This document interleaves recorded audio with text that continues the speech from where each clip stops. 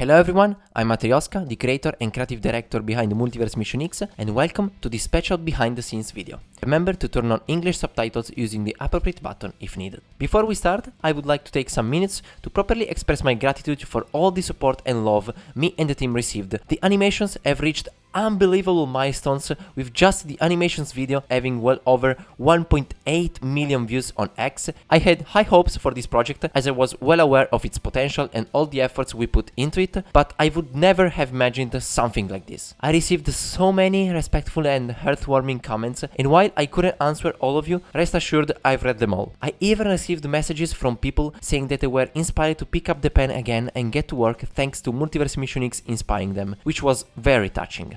So, on behalf of the whole team, I express my sincerest gratitude to every single one of you. Thank you for everything. And now, let's talk about the contents of this video. As both a token of gratitude and a way to explain and show the steps that were taken in order to create such a large scale and high quality project, today we are going to dive into the making of Multiverse Mission X. I will provide exclusive storyboards, sketches, unused assets, asset making, animation and compositing process, sound design and much more. The video will be divided into 4 main chapters: concept, animations, in-game content, Q&A. And be sure to watch until the end, because there is a special announcement waiting for you all. In particular, in chapter 2, we'll start by making a general introduction and then go through each single animation in detail. Timestamps for each chapter and sub-chapters for the animations are in the description. So now, let's begin. The idea for this project actually started back in January 2021, right when I was wrapping up work on Goku Black Rose Kaioken. After my other older projects, I really wanted to aim much higher. I wanted to create the card of my dreams. You know, the one I would spend every single Dragonstone on without even thinking. Some of you who have been around for a while might remember that at the end of the first trailer for Goku and Vegeta, there was a screen split into 3 parts: Rose Kaioken, this Vegito, and another mystery project. Originally, the plan was to build an actual trilogy, with a full story connecting all 3 chapters, starting with Rose and ending with that final character. Of course, it was way bigger than what I could realistically handle, but back then, I really thought I could pull it off. And spoiler, I didn't. The story kicked off with Rose Kaioken, who, after beating an alternate timeline Goku, the GT version, decides to team up with baby Vegeta to take down the Saiyans of his universe. And that's where the second Multiverse Mission X Darkness Rises trailer came in, where I introduced 2 new designs for both Goku Black and baby Vegeta. The original idea was to set up an epic battle ending with Vegito Blue versus baby Vegito Black, with Xeno Vegito jumping in to help seal the win. Basically, a whole festival of Vegitos. But honestly, this idea was just way too over the top, and keeping the quality standards I wanted would have been impossible. So, I scrapped that whole storyline in favor of something simpler: the more manageable what-if scenarios created by few. Still, the core goal never changed. I always wanted this to be the biggest, most ambitious fan-made Dokkan project ever. Not necessarily with the flashiest or craziest animations, but with ones that felt real. Ones that could make people say, "Oh my god, this actually looks like Dokkan." Now, why choose this specific character? Well, for 2 main reasons. First, purely personal taste. Vegito is my favorite character. I love the Blue Kaioken aesthetic, I really dig the Prison Planet arc outfits, and I've always loved fusion cards when they are done well, of course. Put all that together and you basically get the card I made. The second reason goes even further back, before even Rose. My first attempt at a fan-made animation was the split bomb scene with the Super Saiyan Blue Kaioken ×20 back in October 2019. But then in December, the very first Dokkan Now dropped and introduced that exact character. Dokkan had beaten me to it. So I changed my plans and started working on the instant transmission Kamehameha Goku some of you may remember. After that, I started developing an Akai Beerus animation, but in March 2020, the same story again. I woke up one day and saw Dokkan had released a character almost identical to what I was working on. Thankfully though, they didn't use the Akai scene, but it was still Beerus. So after those 2 experiences, I made a promise to myself. I wouldn't work on standard characters anymore, where the risk of Dokkan beating me to it was too high. Instead, I would focus on more unique and original characters. And that's actually the other reason behind Vegito Blue Kaioken. I knew he might appear during the Heroes collab, but only with the attack from the arcade game, not a whole custom animation set like I had planned, so I felt a lot safer going with him. In addition, some of you might wonder why he's not an LR. The reason goes back to the original trilogy idea. Goku Black, TUR, same character evolving with new forms. Goku and Vegeta, TUR, fusing into something completely new. And finally, Baby Vegito Black, a standalone LR. Also, I'm gonna be honest, 4 super attacks would have been a bit too much, and back then I actually preferred the QR artworks way more than LRs, since LRs hadn't reached the high levels of quality they have now. Of course, choosing Vegito over most of the other characters also had a few other advantages. He's one of the most popular characters of the whole franchise. I needed a character with huge mainstream appeal, someone who could really help highlight and justify the years of work I knew I would be putting into creating these animations. If I'd picked someone like Piccolo or Trunks as the protagonist, it just wouldn't have had the same impact, you know? Simple as that. Plus, originally, every chapter of Multiverse Mission X was supposed to have a name of its own. And that's why in the original video, Rosé is called Crimson Evolution, which is also the name of the first stage of the Multiverse Mission X Chronicles event. In fact, Vegito's chapter was supposed to be named Limit Breaking Blue Radiance, for which I designed a logo and even made a promotional poster with it a few years ago. Later on, the logo was revamped thanks to the help of R.G. Mineski and was supposed to be used for the Dokkan event of Vegito. However, we later scrapped this idea as we had no time to develop it and I realized I couldn't afford the original 3-chapter plan. So, once the character was locked in, I moved on selecting the key moments to represent, the must-haves for the animations. Since I was pulling from Super Dragon Ball Heroes, there were obviously some scenes that absolutely had to be there. Goku vs Hearts, Final Flash animated by Naotoshi Shida, and the battle against Camber. But I also really wanted to inject some of my own creativity into it. And that's when the idea for the active skill was born, for example. I wanted to create something completely original, something that went beyond just referencing various Dragon Ball moments. And at that exact point, the project started evolving. It was no longer just a normal Dokkan-style animation.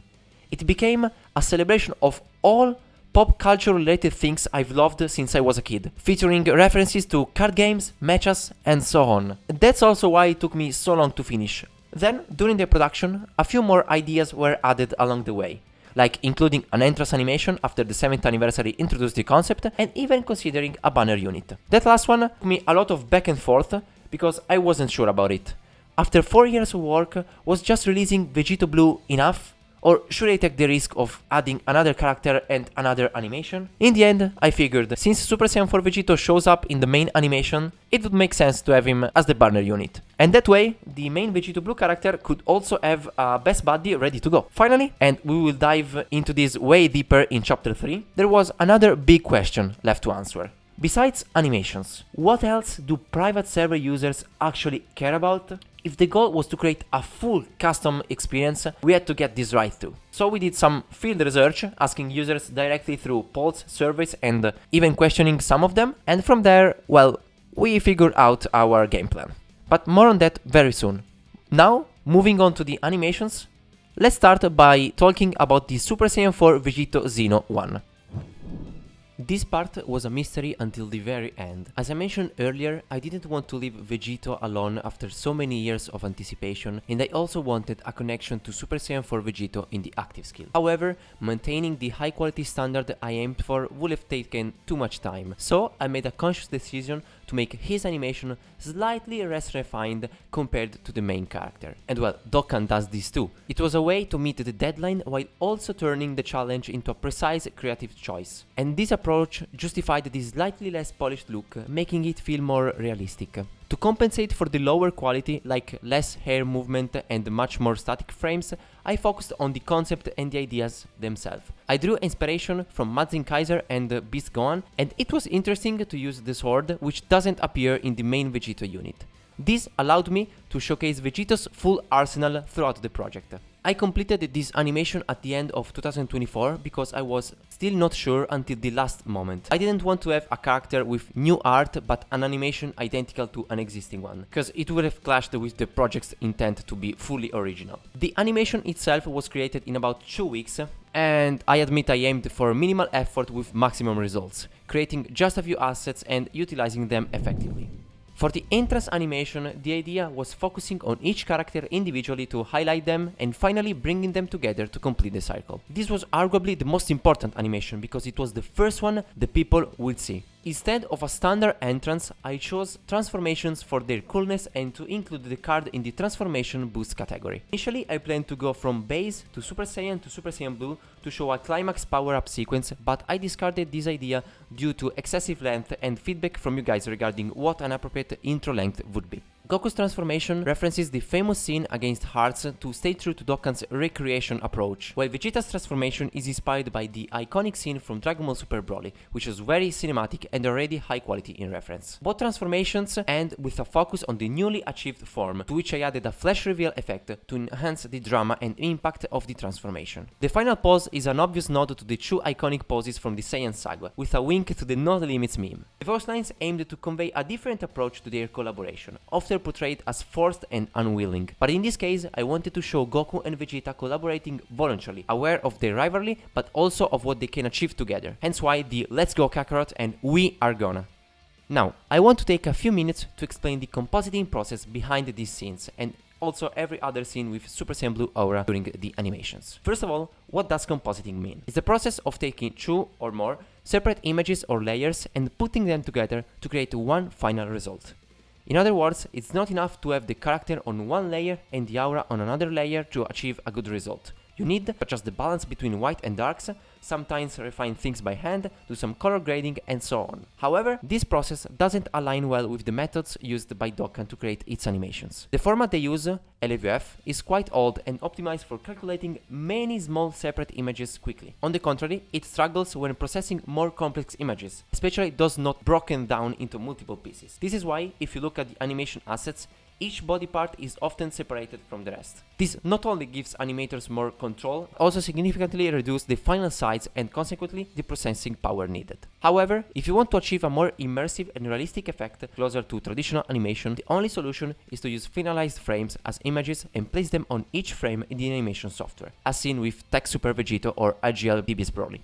However, this greatly increases the time needed to process those images, as the system has to calculate many different ones with different colors and much larger than a few pixels. All this to say that while compositing is essential for high visual quality animations, in the specific niche of Dokkan, it must be used cautiously and accompanied by some tricks to minimize file sizes as much as possible. Now, as much as I would like to explain everything in more detail, the video would become too long and complex, and besides, a magician never reveals his secrets. In the anime, you can clearly see that the characters have some sort of outline / smaller aura when in Super Saiyan Blue, and Dokkan itself has always recreated this as well. Sometimes well, sometimes not so well. But my goal was to push this even further and create a filter that would make the Super Saiyan Blue in aura scenes really stand out. So, thanks to the help of Black Films and some After Effects plugins, we set up a file to use as a template for all those sequences. Thanks to how we set up the layers, I just had to replace the base level footage to change it across all others. The aura was made by combining two layers with turbulence displacement, and the additional touch-ups on top of the character were done thanks to deep glow and some OLM blur. This way, I first animated the base scenes without any effects or background in Adobe Animate and exported them as transparent PNGs, inserted them into the After Effects file, and re-exported them as PNGs. At this point, I imported the individual frames into Animate, and it was done. The initial plan for this animation back in 2021 was to use more material from Dragon Ball Super Broly, but shortly after I realized that it was very likely Dokkan would beat me to it, so I let it go. After that, the main intent became to highlight the two Shida scenes taken from Heroes. They are very popular in the community, especially Goku vs Arts, and would definitely bring visibility to the project. Of course, Goku's scene is much longer and full of attacks, so naturally it was going to be the main focus. So the idea was to include Vegeta within it, similar to an animation present in the game where Goku, Vegeta and Hearts collaborate. In the choreography, I absolutely wanted the number of action performed by Goku and Vegeta to be balanced. I didn't want one of them to seem like a support character to the other, but for both to be protagonists. Initially, I wanted the sequence to start with them together, like in the Metal Cooler Duo animation. However, I made two considerations. First, this approach is kinda overused in the game and very standard, and while realism is good, some innovation and originality are needed. And also, it would take seconds away from the complete animation, and with already complex material at hand, I feared it would become too long, since it's already quite borderline. Starting in medias res was more interesting and also convenient for me. The second thing that was very important for me was the logical coherence and sequence of all the scenes, which I often criticize Dokkan itself for, so I definitely couldn't mess this up. And I think I kinda succeeded. However, in some scenes I deliberately skipped a part or cut a connection for the sake of realism. For example, when Goku appears far on the right side of the screen, while he was on the left before Vegeta's blast. So I completely skipped Goku changing position from a scene to another. I thought that recognizing the error and using it intelligently and constructively could be an interesting approach. And in fact, I also explained this vision back in the day to a guy on Twitter who noticed it. It's not necessarily the right choice, but it was my personal interpretation, and you're free to disagree with it. I know you all love the screen division into two distinct portions, and that was an idea I had back in 2022 because I wanted to use a different visual trick to show the collaboration between Goku and Vegeta. So instead of showing two attacks one after another in a sequence, I thought about exploiting the vertical nature of the screen to my advantage. And also because this saved me a lot of time that I would have spent to extend the drawings. I also took a lot of inspiration from JoJo's Bizarre Adventures for the use of cutscenes and screen segmentation, and I also found it figuratively interesting that Goku was at the top since he was in the air, while Vegeta was at the bottom since he was below.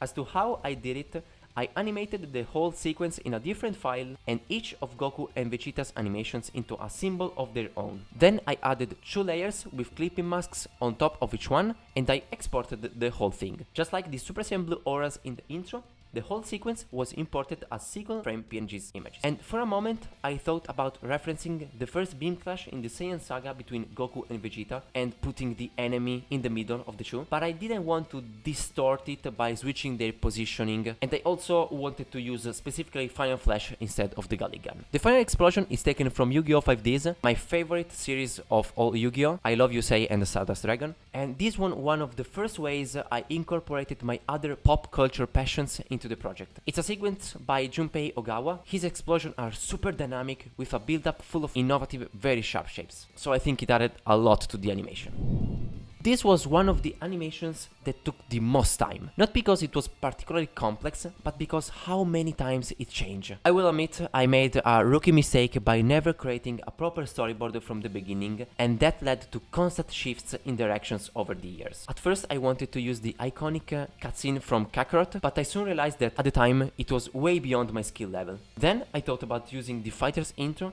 but it didn't feel that original or interesting. So later on, I tried to reference a fusion scene from Yu-Gi-Oh! Vrains, where the two Saiyans would turn into flames and merge. That idea was dropped too, since I had no real experience drawing visual effects at the time. Eventually, I thought I had found the perfect solution in 2023 with the Budokai 2 opening, which funnily enough was partially used by the game itself for the new Tech Vegeta, and I remained stuck on that idea for over a year. However, I made the mistake of designing all the assets separately without ever testing their actual flow in an animation. Mainly because my focus at the time was on more complex parts like the transformed super attack or the active skill. I even had one of our artists, Anish, redraw half the assets, and I sincerely apologize to him because I ended up not using those either. Because I realized I would have to redo the other half from scratch as well, and I didn't want to delay the project even more. So I tried with a simpler solution, still delivered the same impact, and that's what you saw in the final version. Vegito's first appearance is an obvious callback to the animation used for his 5th anniversary version and directly pulled from the anime as well. I think being original is great, but sometimes staying true to the source material can be just as powerful. From there though, the references start to pile up. First Legends with Ultra Vegito's Blue Ink Art, still one of my all-time favorite releases from that game. And then Buchigiri Match, a game that older fans might remember from my gameplay days. That game will always have a special place in my heart, so I had to include at least one little nod to it in the project. And last but not least, the transformation scene. I think this turned out really well. A lot of you were surprised by the reference to Revolver from Yu-Gi-Oh! Vrains, and that made me really happy. Now, I want to share a little secret with you guys. Only one of the 5 impact frames that appear in this part was actually drawn by hand, and it's the one that looks similar to the Aura Burst moment from LR Trunks and Vegeta. The rest were all generated in After Effects. Let's just say there are very useful and interesting plugins out there. And after playing around with them a bit, I figured out how to make the most out of them. Lastly, the final pose is a reinterpretation of the very first secret rare pose Vegito Blue ever had in the Super Dragon Ball Heroes card game. Super Dragon Ball Heroes originated as a card game, so I thought that referencing it instead of the anime was also a cool idea. Plus, the pose fits perfectly with the taunt mechanic that the unit has in-game. This asset was a redrawn mix between my version and a sketch made by a Japanese artist on X who I messaged and got permission from to use their work as a starting point. I don't think there is much interesting things to say about this animation. It's literally the Shida scene almost one-to-one, and it was always in the plans from the very start of the project. I simply stitched together the first part where Vegito gets jump scared and dodges the enemy's attacks with the whole kick sequence and then the slam into the ground. I've always loved that bit where Vegito looks like he's having a mini heart attack and dodges the attack in a flash, because it's something different and something you don't often see done by a fusion, which could be one of the most powerful beings in the entire Dragon Ball universe.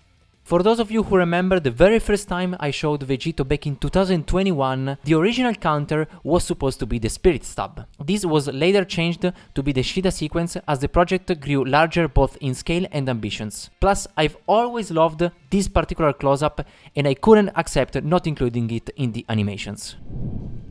Now we are getting to one of the two most interesting animations. This is the one I poured the most effort into. Of course, the final active skill also took a ton of work, but it's worth remembering that every single type of animation in the game is skippable except super attacks. So this one had to be perfect. Like it or not, players would be seeing this all the time.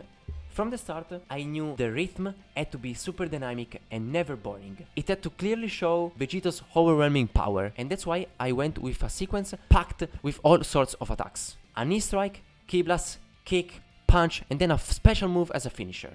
The whole thing was built around two highlights from the battle against Camber. The kick, which became an iconic pose representing this version of Vegito from the Universe Mission 3 opening, and the final Kamehameha fired in Super Saiyan Blue Kaioken. On top of those, I added original segments to give it some extra value, and of course included Fighter's level 3 attack, which has basically become a signature move for any iteration of Vegito Blue. The opening of this animation was probably the most debated and frequently changed part, mainly due to Vegito's starting position. The standard in Dokkan is that the player's character enters from the left side of the screen and the enemies from the right. That's true most of the time, but there are exceptions. Frontal shots, scenes where the characters teleport, or sometimes just pure creative freedom of their part. And for most of the project, the start was taken directly from the Universe Mission 3 opening, but that shot starts from the right, which always kind of bugged me. I ignored it for a while, but the further I progressed, the more I felt the need to stay true to Dokkan's logic. Flipping the animation wasn't an option, because I wanted the kick to be one-to-one with the original, so I had to find another way. And on top of that, there was another issue. The final Kamehameha had to start from the left. So, after the kick from the right, I needed to add another attack to reverse the positions again, placing Vegito on the left, ready to fire off his final attack. That meant adding a whole new scene before the Universe Mission 3 opening reference, making it too long or too drawn out. But in the end, I decided to go for it. I figured it was more important to surprise and excite the viewer than to obsess over saving a few seconds. And this is why the animation came out a bit too long for a super attack. Also, before the worldwide celebration in 2023, this animation was honestly way less interesting and dynamic for most of its length. The Super Saiyan Blue Kaioken transformation was a bit too long, and while the climax with the final move was already strong and stayed pretty much unchanged until the final version, everything before it felt too slow. Thankfully, after watching the Vegito special, AGL Vegito Blue's 18-key original super attack, I realized that the extreme speed nature of Vegito wasn't being communicated well on my part, and I was risking making the animation boring and not nearly as engaging as I wanted. So I started brainstorming, trying to find ways to make the whole thing more dynamic and exciting for you guys. And I went through all sorts of ideas, like a spirit sword made of blue aura inspired by Goku Black's, where Vegito's aura becomes the sword itself, or new fast-paced angles and poses for the Kamehameha charge-up. But I ended up with none of them due to mainly time constraints, until a chain of events made me change an entire scene. It all started in July 2024 when Dragon Ball Legends dropped Ultra Super Saiyan 4 Gogeta. In his ultimate animation, there is a slow motion scene where he uses a lightning fast dash to get behind the enemy. At the time, I just thought, okay, that's a cool idea, without considering it as a reference. Then, in late August, a specific episode of My Hero Academia aired, the one where Deku uses Gear Shift for the first time, in a scene animated by Kohei Hirota. In that, Deku is briefly shown as pure energy right before hitting Shigaraki. Yutaka Nakamura's influence was clear, and it made me go back and rewatch some of his work on My Hero Academia, especially climax of the second movie, Heroes Rising. And that's when it hit me. In my animation, there wasn't a single moment that showcased Vegito's insane speed, which is one of his defining traits, especially in Super Saiyan Blue. He even mentions it to Zamasu in the anime. The scene with the punch right before the Super Saiyan Blue Kaioken power-up was born. In my version, you can spot a frame where Vegito is drawn as pure energy, just like Deku, and his glowing eyes share the same shape Deku has when using Gear Shift. And while I'm it, I will also mention some of the frames right before and after that. For the earlier frames, I wanted to show that Vegito was moving too fast to be loaded properly by the screen. Hence the motion blur mixed with a color grading style inspired by CRT TVs, tuning into a channel and still loading the image. As for the frames after, I wanted the red, green and blue, the primary colors of RGB model, to be unable to keep up with Vegito, creating a distorted and glitchy visual. As for the scene where Vegito chases the enemy right after kicking him, that idea came a bit later. While writing one of my Twitter threads analyzing Goku, Gohan and Trunks' original animation, I mentioned the old Dragon Ball Legends opening and its use of foreshortening. While rewatching it, I saw the scene where Goku launches himself at Frieza, and the dynamic spacing and snappiness of that scene caught my attention, and I decided to use it as a reference for my Vegito. Preparing the final Kamehameha was probably the part I spent the most time tweaking. I didn't settle on a final version until December 2024, just a month before the full release. Why? Because every good reference had already been used one way or another, and when I tried coming up with something original, nothing really convinced me. Also, due to all my non-Multiverse Mission X commitments, so the in real life stuff, and the sheer amount of work already involved, I thought I couldn't afford to make a fully original sequence. That's why, for a while, I just used the Fighters sequence from the 5th anniversary LR. But then, Sparking Zero dropped an animation of Super Vegito that gave me the perfect solution. As soon as it came out in HD, I immediately started integrating it into my version. And to that, I added a drawing Fanyo made during the lockdown in one of his Dragon Ball character tutorials. I've always loved this drawing, especially the angle and perspective, and I was really happy to be able to include it. Using that along with a Dokkan reference from the Transcendent Blazer animation where Gogeta charges his hands one by one, I was able to implement it in a way that worked. The part inspired by Fighters Level 3 of Goku and Vegeta's flashes has always been the most important section of the whole animation. It had to be as perfect as possible, especially because Dokkan never recreated it, so my version had to not only meet expectation, but actually make people say, damn, he pulled it off. It was a long and exhausting process. We did sketch after sketch, constant revisions and tests. I even asked the guys for direct help with the shading of some assets. And at first, I had reached a fairly decent result, although the final asset right before launching the attack didn't really match Dokkan-style, and that bothered me a bit. Unfortunately though, I didn't have the time to go back and fix it, and considering the rough period I was going through at university, I told myself I had to stop going back to fixing old stuff or I would never finish this. But in September 2024, I started questioning whether it really made sense to knowingly ignore such a major issue. It's one thing to leave a few Vegeta assets from the fusion sequence untouched, but I think it's a whole other thing to let one of the most important shots of the card's main super attack slide. So I decided to change it for the final version you have seen, and I'm really glad I did. For anyone who didn't catch it, right after the flashes of Goku and Vegeta, Vegito's eye glows in a way that references the LR AGL active skill. Before going to the active, I want to briefly talk about this power-up sequence into Blue Kaioken. I initially wanted it to be referenced from Fighters in order to have a smooth transition into Fanyo's pose, since the angle was pretty similar, but then I changed my mind and tried with the Yosha pose, as you saw in the work in progress animation from years ago, because I wanted to include it in some way inside the animations. But then, as I explained before, after seeing the Vegito special, I realized that this version was too slow, and so I tried to change it. For a while, I worked on recreating the cutscene from Xenoverse 2 first wave of DLC, where Goku goes Blue Kaioken against Hit. as I always loved the way the aura had a waterfall-like movement when activated. I tried recreating the pose by referencing various other assets, but after a while I realized it had the same issue as the Yosha version. It was too slow. So, during the time I was trying to figure out how to make the pacing faster, I landed with the final version you saw in the animations, which features another mecha reference yet again. I had a lot of fun coming up with the impact frames, which have some neat details that many of you have noticed. In the first one, instead of having the usual circle plus radial lines, I drew the circle as a Potara. And in the second one, I put the Yosha text behind Vegito, with the O taking the shape of a Potara again. And this was my way to make up for the missing inclusion of the Yosha pose.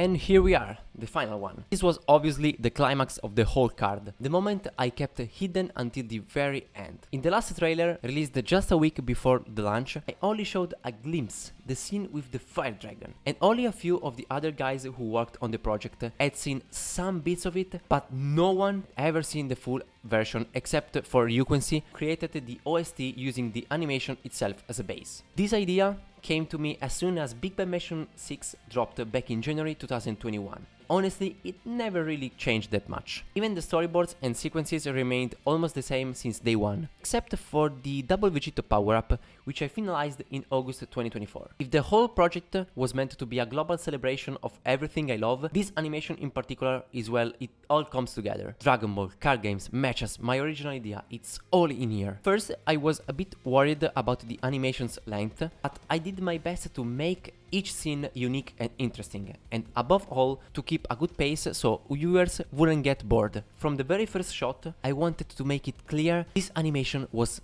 different, something original. And what better way to show it than having Vegito Blue going from a serious pose to sensing something and getting scared, which is very different from a mini jump scare like in the counter. This scene alone speaks volumes for me, and it's also another reference to Buchigiri match, which just said to be included in what's probably the most important animation, of course. And then we have the epic entrance of Xeno Vegito. That idea came to me around July and August of 2022, the time I was rewatching Battle Spirits, a card game series that Italian kids born in the early 2000s might remember, and I was observing the animation quality with a more trained eye, especially the main card summonings. And that led me to reference for this scene summoning of Shining Dragon over Ray, one of the protagonist's strongest trump card from the 5th series. I always thought that sequence was amazing, even though I'm not sure who animated it, unfortunately. For the actual production of this scene and many others in this active, I have to give, once again,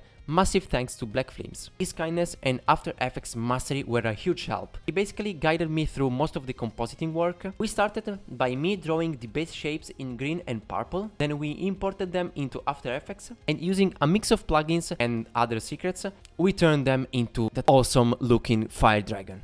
The same approach was used for the close-up to Vegito Xeno. I animated the assets before, then exported them as separate PNGs, and then we brought everything into After Effects. The initial fire texture was the same as the dragon, while the aura and its dissipation were entirely created by flames. And the final result is honestly incredible, and he even added some heat distortion effects, which are such an awesome detail. Maybe some of you might have noticed that Vegito's air movement was a bit different this time. And that's because for this part I tried a new method, the puppet tool in After Effects. I know similar tech is used in Legends for ultra characters animations, so I figured why not try it myself. And the end result isn't that bad for a first time, but there is definitely a lot of room for improvement. The movement in particular isn't perfectly realistic in terms of wind physics, but it gets the job done. The next scene doesn't need much explaining, except to say it represents the other side of Vegito, his more playful and cheeky attitude. That shocked expression at seeing a version of himself from another universe, like come on, that's totally in character. But I also wanted to make the surprise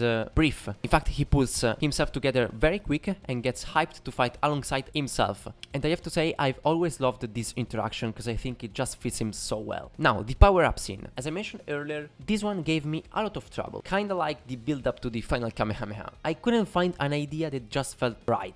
In fact, I explored a lot of references and even tried coming up with something new, but nothing really worked. Until I thought about splitting the screen again. Two classic power-up poses, both with great references from Dokkan. But it still lacked that touch of originality. And at that moment I thought, what if it wasn't immediately clear that their auras were syncing, like in Heroes when the two Gokus align. And that's how the symbolic scene where the two fusions overlap, representing their perfect synchronization, was born. After all, they are the same person, so naturally something like that would work. This whole animation is meant to encapsulate everything I love about Japanese pop culture. So I took a trip to the memory lane to find the right idea for the final attack. Something that would really convey the scale of two Vegitos fighting together. And then I thought about the ending of Mazinger Z Edition The Impact, or Shin Mazinger Z if you prefer. Just before the final blow, the robot's photonic energy covers the entire planet, and guess what? It's yellow, just like the aura fusion from Heroes. Plus, let's be honest, it's pretty believable that two Vegitos combined could power up an entire planet. As for the aura compositing, my first idea was to mix After Effects blending mods with the Saber plugin. But after talking it through with Flames, we decided to create our own custom version. The concept was inspired by the old Super Saiyan aura, particularly from Cooler's first movie, but we wanted to make it more alive, while also keeping that Saber-like fiery look. After lots of tweaking, both in shape and colors, we landed on something we were very happy with. And just after we were done, I had another idea. Both the Super Saiyan Blue aura and the only Super Saiyan 4 fusion we've ever seen include particle effects. So I thought, what if we tried to incorporating it? And we did. We took inspiration from Gogeta's star-like shapes, and that's how the final aura design came to be. For the Dragon Fist sequence, I went with a mix between Fighter's dynamic style with extreme poses and facial expressions and the classic version, especially after what happened during the New Year's of 2023. At first, the dragons were supposed to have just a basic other glow, but after seeing how Sparking Zero handled them, I thought, why not go a step further and make how our dragons look like they were really on fire. I created the basic animation and then we enhanced it in After Effects. And again, Flames did an amazing job, especially with the line art and colors. As for the final part, Vegito's pose was inspired by one of Fenio's promo artworks, and same for Vegito Xeno, whose pose came from the World Mission promo art, which was also fully redrawn. At first, I thought about having Vegito Xeno teleport away, like his mission was done, but then I realized that this whole animation is all about their teamwork. So it wouldn't feel right if only one of them got the spotlight in the end. So instead, one looks up at the sky with satisfaction, but the other stands proudly with his arm crossed, classic Vegito, with a calm and confident smile. And alright, that wraps up this part of the video. I hope you found it interesting. My goal here was to share a bit of my thought process and some of the techniques and little tricks I've picked along the way, especially the ones most people might not know about, like the how we did certain scenes in After Effects, the compositing and so on. So now, let's dive into the section about playable content. You might be surprised to hear that this project wasn't originally meant to be playable in-game. In fact, the idea came later down the line. Back in 2021, Unidokkan, the old platform for mods, was shut down, and at that point I had envisioned the project as purely animation based. However, toward the end of the same year, I started talking more with Energiz, another long-time UD creator, and he told me that it was still possible to create custom playable content, and that changed everything. We decided to collaborate and push the boundaries of what a fan-made Dokkan project could be. Not only would we aim to create the most ambitious animations ever, but we would also make them playable. As I mentioned at the start, our goal was to make Multiverse Mission X feel as close as possible to a real Dokkan celebration. To do that, I first studied what's typically included in official celebrations: new unit, login bonuses, missions, easy aids, discounted shop items, social media campaigns, and various forms of playable content, ranging from daily events to free-to-play units and then endgame events. Now, most of those elements don't really work on a private server. You don't need in-game currency or free-to-play units since everything is unlocked by default, and login bonuses and social media campaigns are pretty much impossible. Personally, dislike the idea of custom ECAs since they will eventually be replaced by the official ones anyway. So we focused on the core elements we could realistically deliver: new units, missions, and most importantly, challenging events. My main goal for these events was to offer variety, and that's why we designed 3 different styles of content. The Multiverse Mission X event, which was more story driven, Ultimate Battles Beyond Space-Time, 2 high difficult challenge events inspired by Ultimate Red Zone and Supreme Magnificent Battle, and Fighting Legend Vegito, our long format content, a tribute to Vegito as a character, featuring all of his versions from multiple timelines. As explained earlier in the concept section, every Multiverse Mission X character is based on a what-if scenario. We wanted players to understand the lore behind each unit and the context for what they were seeing on screen. So we added custom dialogues, a first for any private server, which allowed us to blend storytelling with gameplay. Furthermore, inspired by the Anniversary Battle format, we even let players choose their own path, experiencing the events from both the heroes and villains' perspective. For Ultimate Battles Beyond Space-Time, I came up with the name pretty quickly, and the incredible R.G. Mineski created the logo. Each fight was designed to feel unique, so we spent a good amount of time making sure every boss had its own flavor, which was a new and exciting challenge for me since I had never done it before. Once we had both the story and difficult content, we knew we were missing one last thing: a long format event. And that's where Fighting Legend Vegito came in. Finally, we integrated custom missions with all our events. The idea was to give players a reason to play and replay the content with exclusive rewards like wallpapers as incentives. At one point, we even considered adding leaderboards and doing social media campaigns based on clear counts, but we eventually scrapped the idea. Unfortunately, implementing missions directly into the game was too difficult from a programming standpoint, so we relied on a Discord bot instead, which unfortunately wasn't exactly stable and broke multiple times, but it was all we could do. So here we are to the Q&A section of this video. Before the release of this behind the scenes, we shared on our social medias that we will be answering some of your questions. In case it's something I've already talked in the previous chapter, I won't skip the question, but I will tell you guys where to find the answer. So let's begin.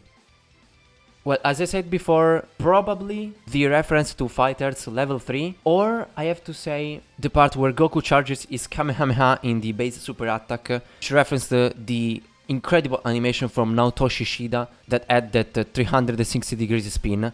That was really difficult to replicate, especially because at the time I wasn't as skilled as I am right now, so some redraws were a bit hard. Yeah, absolutely, I thought about it, but at the same time I was very aware of the potential and the quality of this project, of what we were creating, as I continued progressing in the animations and saw how well they were turning out to be. I was pretty sure the project was going to be successful even after all these years of waiting. Me, Matryoshka. No, something as big as Multiverse Mission X I will never do again, because it takes too much time and now I have to think about other stuff in my life.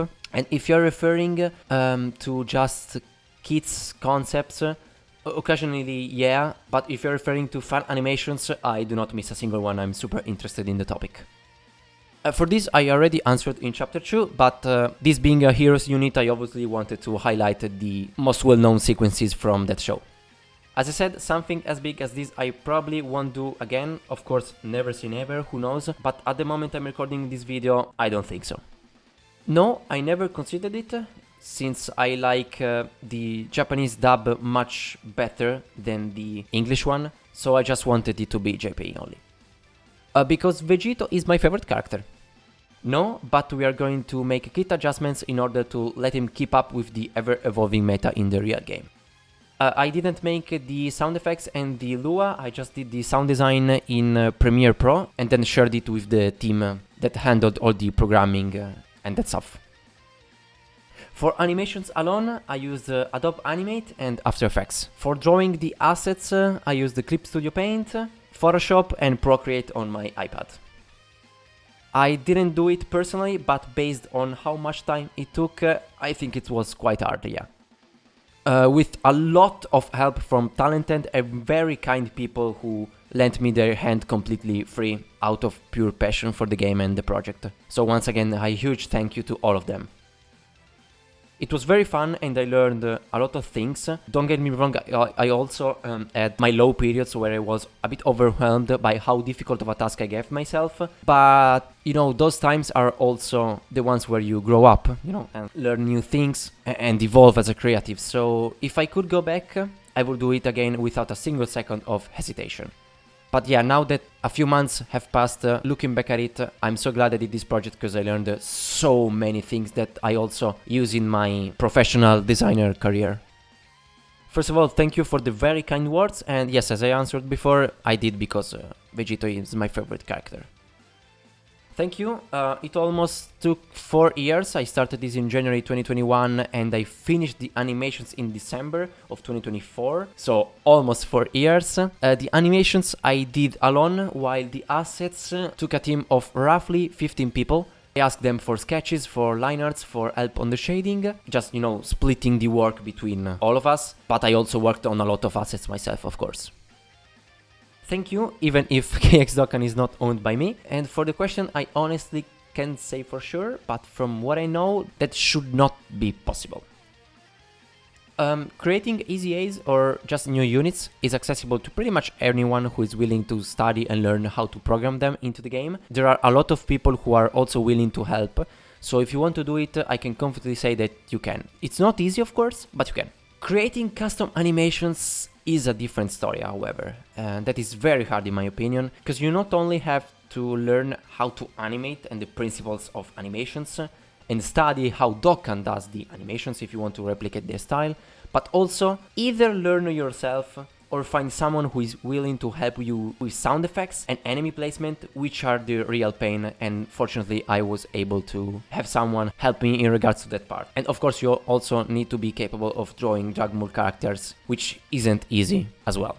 I'm very proud of Rose Kaioken considering the time when I made him. It was the first time I actually tried to make something ambitious in terms of Dokkan's animations. The assets aren't perfect by any means, as my understanding of Dragon Ball style was still incomplete at the time, but I think some of the cool ideas I had kinda make up for it. For example, the Super Saiyan Blue Goku flashes in the Rose Kaioken animation, the black shading with the eye glow, the enemy being cut in half during the end of that specific animation, Rose going from Super Saiyan to Super Saiyan God to Super Saiyan Rose, and so on. Seeing them now obviously isn't the same as it was in 2021. Right now they are very average, honestly, and not even that good. But being 4 years old, I think the overall result was quite nice and it truly was an important milestone in my journey. I do not make fan-made EZAs, as I said in the last section of the video. That's an interesting question. Giving up completely? Never. However, there were times where it was very difficult to continue, mostly when my life was at low point, as well due to some other in real life stuff, like university for example. Even though in those cases working on this project was also my safe spot and the time where I could relax. Even taking my time in order to give you guys the best possible outcome was fine for me. I didn't mind spending literal years working on this because I knew the result was gonna pay off the hard work. Still, I have to admit, it was mentally pretty exhausting. Every day I kept thinking about what I still had to do, trying to carve out time to make progress even on the busiest days, and constantly doing the math on how much work was left and how much time I had and how to balance that. It was hard. I remember that every time I was on vacation I was always thinking back on my mind, okay, I need to do this, I need to do this thing, I need to finish these assets in order to go on into this other thing. So I never stopped thinking about this project, but you know, that's the fate of us creatives, so you can't really avoid that. Maybe, yeah, that I honestly didn't think about it, but yeah, we could, yeah. Creating the active skill was the most fun for sure, since I gave myself basically complete freedom over it and just said, okay, make it as badass and as cool as possible. For the references, you can go watch the Dokkan anime comparison, and for how long does an animation take, I would say, for me, being very busy in life in general, a bit more than 6 months on average, with some maybe taking a little less or even more. I honestly didn't keep track of how much time I worked on a single animation, so I can't say for sure for this specific project. Aiming for such an high quality standards, for me personally, at least a half a year. Well, obviously the hardest part was making the animations, at least from my point of view, since I wanted them to be as close to the real thing as possible. And as for the second question, maybe in the future, at the moment it's not planned, but yeah, could be. No, as I said, I will never do something like this again. No, we are not sorry. As I said previously, we do not make custom EZAs. Unfortunately, the times where they don't have voice lines are because of Dokkan, because when they add new voice lines, we have to go through a quite troublesome process to add ours again. So that all depends on the team behind the KX, and I have no control over it, so whenever they can, they will add them again. As I said, yeah, maybe in the future. Well, chapter 2 of this video is there for you. The animations were fully finished halfway through December 2024, while the skeletons of the animations were already by October of the same year. For the storyboards, I said that the process was a bit strange, so for some they were ready from the get-go, like the active skill, and for others they constantly changed, so I don't have a precise answer for that. The final Kamehameha part was done in November 2024. It was the last thing I worked on for the transformed super attack. Everything else was already ready with the older version of the final Kamehameha charge up. But then Sparking Zero came in with his new animation and I decided to put it in there. Chapter 1. Chapter 2. Now that's a very original question. I think either the blue Vegeta taken from Dragon Ball Super Broly that I used in literally every thumbnail, or this one in the active skill, because I love the expression I managed to give Vegito in this one. With the experience I now have, I would say a month, about a month, or even 2 at maximum. It depends on how much complex and elaborated the concept is. Thank you for making it this far. It's time for the special announcement. Some of you might already have an idea of what this is about, so without further ado, all Multiverse Mission X cards are receiving balance changes and brand new battle motions. And yes, even Rosé Kaioken. We are still working on the balance adjustments, and since we are waiting to see the kits for the part 2 of the 11th anniversary, it may still take a while, roughly a week or so. As for the battle motions, each of them will reference specific moments from our custom animations. At the time of recording this video, they are still in production, so I can't give an exact release date just yet, but they are coming. I will keep you guys updated as things progress, and once everything is ready, I will release a full video both here and on X. But that's not all. If you follow me on X, you probably know me as the Dokkan animation guy, mainly thanks to my knowledge and experience and nerdiness when it comes to Dokkan's animation work. Through my animation analysis threads, I try to use that experience to provide useful insights, highlight details, and try to build constructive and interesting discussions between users. That said, I want to push things even further. With this video, I'm officially announcing that a new technical mini-series focused on Dokkan's animations is currently in the making.